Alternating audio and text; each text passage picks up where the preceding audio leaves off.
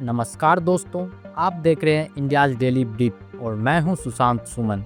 आज हम जिस विषय पर बात करने जा रहे हैं वो सिर्फ टेक्नोलॉजी की खबर नहीं है, ये भारत के भविष्य का रोड मैप है। दोस्तों, मोबाइल से लेकर टीवी, लैपटॉप से लेकर कार और यहाँ तक कि मिसाइल और सैटेलाइट तक सब कुछ एक छोटे से चिप पर निर्भर करता है। ये चिप ही है जो मशीन को दिमाग देते हैं, जो डिवाइसेस को स्मार्ट बनाते हैं। अगर कहूँ कि सेमीकंडक्टर ही आज की दुनिया का ऑक्सीजन है तो ये बिल्कुल भी गलत नहीं होगा। लेकिन सबसे बड़ा सवाल, जब पूरी दुनिया इस तकनीक पर दौड़ रही थी तब भारत क्यों पीछे रह गया? और अब जब प्रधानमंत्री ने ऐलान कर दिया है कि 2025 के अंत तक भारत का अपना इंडियन चिप बाजार में आएगा, तो क्या वाकई ये भारत के लिए टेक्नोलॉजी क्रांति साबित होगा? आज के इस वीडियो में हम आपको बताएंगे सेमीकंडक्टर आखिर होते क्या हैं, अब तक भारत क्यों पिछड़ा रह गया, भारत का पहला चिप कब और कहां बनेगा, और ये क्रांति आम जनता की ज़िंदगी में क्या क्या बदल देगी। तो दोस्तों, वीडियो को अंत तक ज़रूर देखिएगा, क्योंकि आज की ये कहानी भारत की टेक्नोलॉजी क्रांति की कहानी है। दोस्तों, अब सबसे पहले ये समझना ज़रूरी है कि सेमीकंडक्टर आखिर होते क्या हैं। साधारण भाषा में कहें तो सेमीकंडक्टर एक ऐसा पदार्थ है जिसकी विशेषता बीच की होती है, यानी ये कभी बिजली को रोकता है और कभी बहने देता है। यही वजह है कि इससे बने चिप को हम स्विच की तरह इस्तेमाल कर सकते हैं, ऑन या ऑफ। सबसे ज़्यादा इस्तेमाल होने वाला सेमीकंडक्टर सिलिकॉन है। यही वजह है कि अमेरिका का टेक हब सिलिकॉन वैली कहलाता है। सोचिए, आपके मोबाइल का प्रोसेसर, वही छोटा सा चिप असल में लाखों करोड़ों छोटे छोटे ट्रांजिस्टर से बना होता है।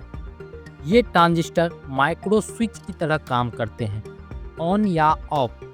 ये ऑन या ऑफ मिलकर ही आपके मोबाइल का गणना, कैलकुलेशन करते हैं, तस्वीर दिखाते हैं, आवाज़ चलाते हैं, इंटरनेट चलाते हैं। यानी एक छोटा सा चिप पूरा दिमाग है जो मोबाइल को स्मार्टफोन बनाता है, टीवी को स्मार्ट टीवी बनाता है और कार को स्मार्ट कार बनाता है।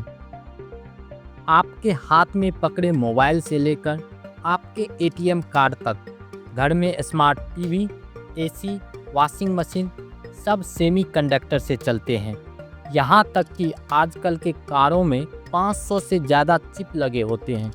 Brake system, GPS, sensor, airbag सब कुछ चिप पर निर्भर करता है। डिफेंस में मिसाइल और ड्रोन से लेकर स्पेस में रॉकेट तक सबकी धड़कन यही है। अगर इंसान का दिमाग नर्वस सिस्टम है तो मशीन का दिमाग सेमीकंडक्टर चिप। बिना सेमीकंडक्टर के मोबाइल बस एक डिब्बा है, कार सिर्फ एक लोहे का ढांचा और रॉकेट बस धातु का टुकड़ा। तो दोस्तों, अब आप समझ गए होंगे कि क्यों सेमीकंडक्टर को डिजिटल ऑक्सीजन कहा जाता है, और यही वजह है कि हर देश इस क्षेत्र में आत्मनिर्भर बनना चाहता है, क्योंकि जिस देश के पास चिप होंगे वही असली मायने में भविष्य में दुनिया चलाएगा। दोस्तों, अब बड़ा सवाल ये उठता है कि जब पूरी दुनिया चिप बना रही थी तो भारत इतने सालों तक क्यों पीछे रह गया? सबसे पहली वजह है पैसा। सेमीकंडक्टर फैक्ट्री यानी फैब यूनिट लगाने के लिए हजारों करोड़ रुपए की निवेश चाहिए। एक फैब यूनिट बनाने में 10 से 15 बिलियन डॉलर तक लग सकते हैं। इतना बड़ा निवेश भारत में कंपनियां करने से डरती थी।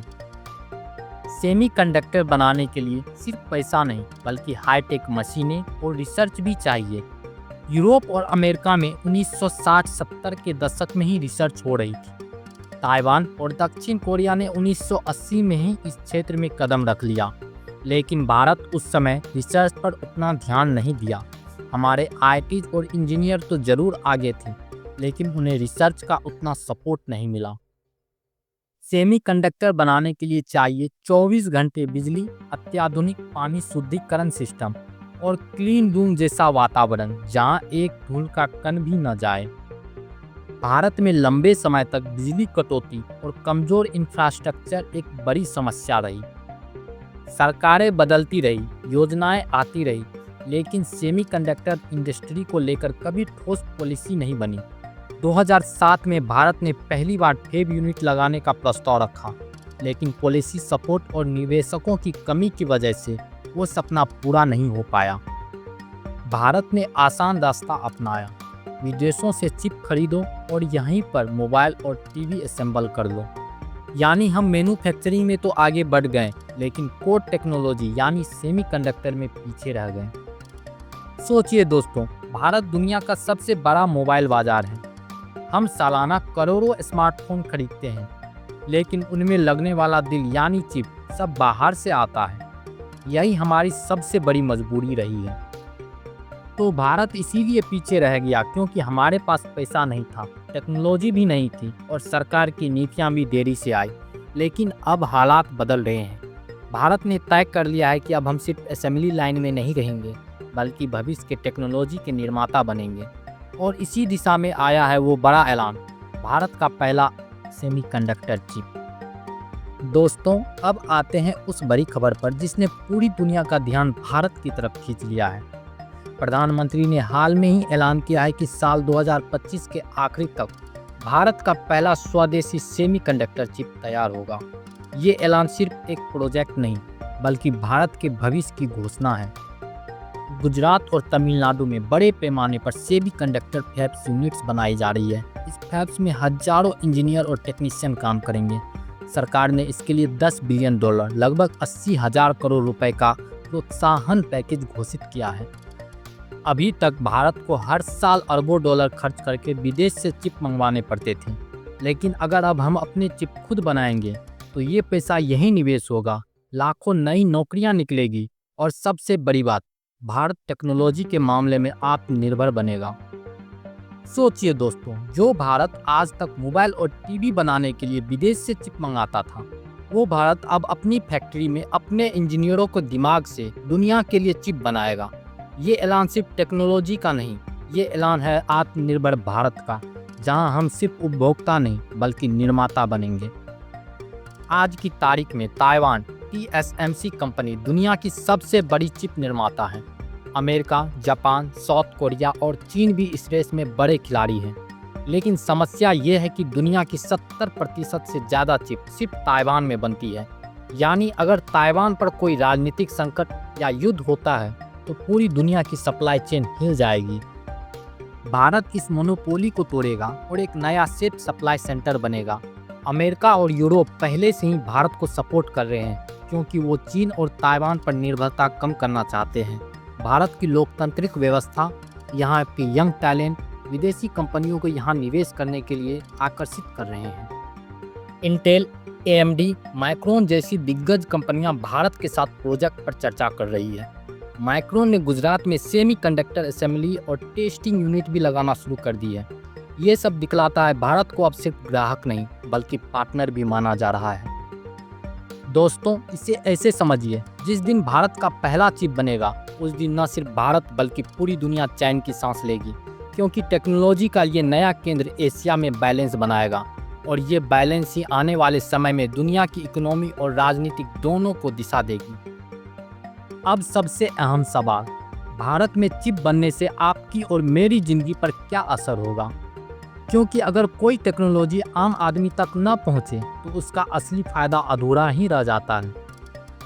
अभी भारत को हर साल अरबों डॉलर खर्च करके दूसरे देशों से चिप मंगाने पड़ते हैं, लेकिन जब ये चिप यहीं बनेगा तो इंपोर्ट टैक्स, ट्रांसपोर्ट कॉस्ट दोनों घट जाएंगे।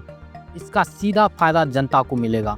मोबाइल, लैपटॉप और टीवी जैसी इलेक्ट्रॉनिक सामान पहले से काफ़ी सस्ते हो जाएंगे। आज की कारें और इलेक्ट्रॉनिक व्हीकल्स पूरी तरह चिप पर निर्भर है। भारत में बने चिप का मतलब है EVs की बैटरी ज़्यादा स्मार्ट होगी, ड्राइविंग सिस्टम सेफ और एडवांस होगा और भारत की कंपनियां टेस्ला जैसी कंपनियों को टक्कर दे पाएगी।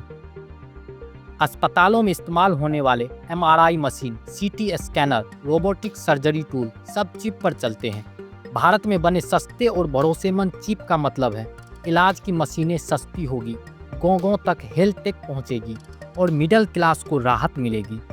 दोस्तों, टेक्नोलॉजी सेंटर पहले से ही करोड़ों नौकरियां देता है, लेकिन सेमीकंडक्टर आने के बाद इंजीनियरिंग, रिसर्च और मैन्युफैक्चरिंग में लाखों नई नौकरियां पैदा होगी। इलेक्ट्रिकल, इलेक्ट्रॉनिक्स और कंप्यूटर साइंस पढ़ रहे स्टूडेंट के लिए ये गोल्डन एरा होगा।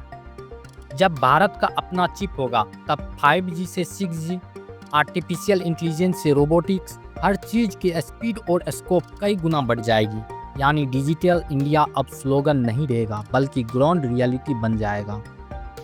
दोस्तों, कहने का मतलब ये है कि भारत का पहला सेमीकंडक्टर सिर्फ एक चिप नहीं, ये आम आदमी की ज़िंदगी बदलने वाली कुंजी है। चाहे वो किसान का स्मार्टफोन हो, छात्र का लैपटॉप हो, मरीज का इलाज हो या नौकरी की तलाश करता युवा, हर किसी की ज़िंदगी इस टेक्नोलॉजी क्रांति से जुड़ने वाली है। सोचिए दोस्तों, जिस देश को कभी सिर्फ IT सर्विस के लिए जाना जाता था, वो अब दुनिया को चिप सप्लाई करेगा।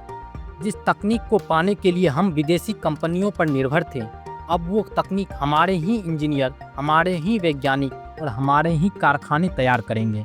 यही है असली आत्मनिर्भर भारत की तस्वीर। दोस्तों, अब मैं आपसे एक सवाल पूछना चाहता हूँ। आपको क्या लगता है, भारत का अपना सेमीकंडक्टर बनने से सबसे बड़ा फ़ायदा किस सेक्टर को मिलेगा? Mobile industry, automobile, health sector या फिर एजुकेशन और रोजगार? आप अपनी राय कमेंट में हमें ज़रूर बताइएगा, क्योंकि आपकी सोच ही इस चर्चा को मजबूत बनाती है। अगर आपको यह वीडियो जानकारीपूर्ण लगा हो तो लाइक और शेयर कीजिए और चैनल को सब्सक्राइब करना न भूलें, क्योंकि यहाँ हम लाते हैं आपके लिए हर दिन देश दुनिया की सबसे अहम खबरें सबसे सरल अंदाज में। जय हिंद, जय भारत।